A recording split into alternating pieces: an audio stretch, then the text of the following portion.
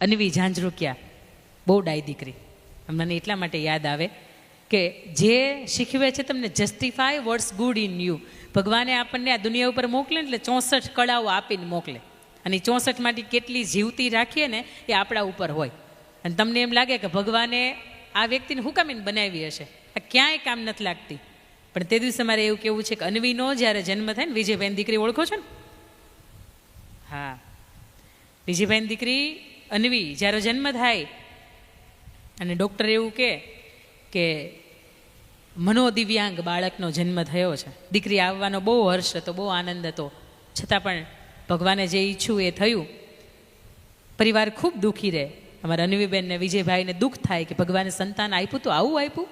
અને તે દિવસે એક સાધુ મહારાજ એવું કહે છે કે આવું દિવ્ય સંતાન એના જ ઘરે હોય કે જેને સાચવવાની પૂરેપૂરી ક્ષમતા હોય. અને તે દિવસથી હસતા મુક્તિ એ દીકરીને સ્વીકારી લે છે. દીકરીનામાં કંઈક વધારો થાય, એનું મૂલ્ય વધે, અને કદાચ ભવિષ્યમાં પરિવાર ન રહે તો દીકરી જ્યાં સુધી પણ આ દુનિયા ઉપર રહે તો પોતે આત્મનિર્ભર અને પોતાની જાતથી ઓળખાય એ માટેનો પ્રયત્ન કરવા માટે ખૂબ કરે.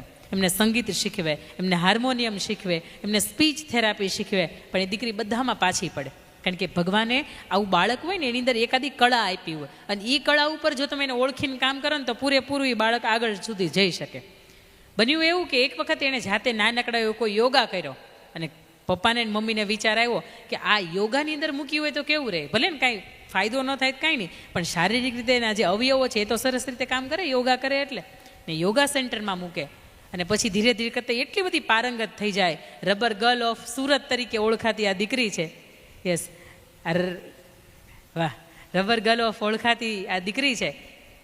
એ એટલા સરસ સરસ યોગા કરે કે 3 મિનિટની કોમ્પિટિશન હોય, અને તમારું મારું સામાન્ય બાળક હોય એમને 3 મિનિટની અંદર 15 યોગા કરવાના હોય. ત્યારે આપણી અન્વી 17 થી 18 યોગા કરે છે, અને ત્યારે પોતાની જાતને શ્રેષ્ઠ સાબિત કરે છે કે હું કંઈક શ્રેષ્ઠ છું. દીકરી 14-15 વર્ષની હતી ને, 12-14 વર્ષની, ત્યારે પણ એને ડાયપર પહેરાવીને બહાર લઈ જવી પડતી હતી. એને તમે એને ટ્રોફી આપો કે મોદી સાહેબ ટ્રોફી આપે, એમના માટે બધું સરખું હતું. પોતાની જાતને સાબિત કરવા માટે, પોતાની જાતની અંદર શું સારું છે, justify what's good in you, શું સારું છે એનો પરિચય કરાવવા માટે દીકરી એટલું બધું ભણવાની અંદર, આજે નોર્મલ શાળાની અંદર ભણે છે. નોર્મલ તમારું મારું બાળક જો 6ઠ્ઠું ભણતું હોય, જે અભ્યાસક્રમ આવતો હોય, જેની સાથે ભણતું હોય, જેવો ગણિતની અંદર ભૂમિતિને પ્રમેય આવતું હોય, એવી જ રીતે દીકરી એના ભાઈની સાથે નોર્મલ શાળાની અંદર ભણે છે. આજે વિજયભાઈની હાજરી નથી, નહીં તો હું એને કહેત. એનું પરફેક્શન એટલું કે તમારું મારું બાળક 10મું ભણતું હશે ને છતાં એની પથારી નહીં વાળે. આજે એની ઘાતે એ પથારી વાળે. એ જમતી હોય ને તો ટ્રેન ચૂકી જાય ને તો ભલે ચૂકી જાય, પણ જમવાનું વ્યવસ્થિત જ્યાં સુધી પૂરું નહીં થાય ત્યાં સુધી ઊભી નહીં થાય. એટલું બધું ધગશ, એટલી બધી પેશન છે. અને પછી એ દીકરી થોડી કરતાં આગળ જાય, પોતાની પ્રતિભા છે એનો એ પરિચય આપે, અને આખરે એ વાત ધીરે કરતી મોદી સાહેબ સુધી પહોંચે, અને એમને આમંત્રણ મળે. એ દીકરીને 6-7 મિનિટનો સમય આપ્યો, મોદી સાહેબ સામેથી એમની વ્યસ્તતામાંથી 22 મિનિટનો સમય આપે છે. અને અન્વી માત્ર રબર ગર્લ ઓફ સુરત તરીકે નહીં, પણ રબર ગર્લ ઓફ ઇન્ડિયા તરીકેનું નામ આપે છે, અને બાળશ્રીનો પુરસ્કાર પણ આપે છે સાહેબ. અને પદ્મશ્રીમાં પણ અન્વી આવે ને નજીકના ભવિષ્યમાં તો એમાં નવાઈ નહીં. મારે તમને એ કહેવું છે, justify what's good in you.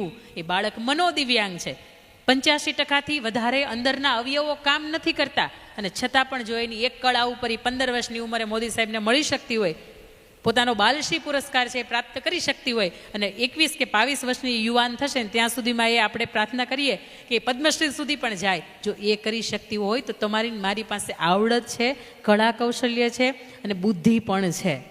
એનાથી આવો આપણે પણ આપણી અંદર સારું શું છે ને એને ઓળખીએ. જ્યાં સુધી આપણી ઉપર પ્રેશર નહીં આવે ને ત્યાં સુધી આપણે ઘડાશું નહીં.